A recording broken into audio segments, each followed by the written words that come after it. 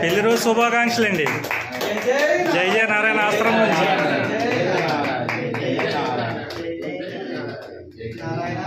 జై జయ నారాయణ, జై జయ నారాయణ, జై జయ నారాయణ.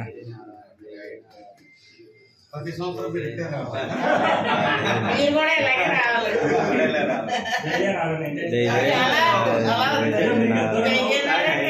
నారాయణ.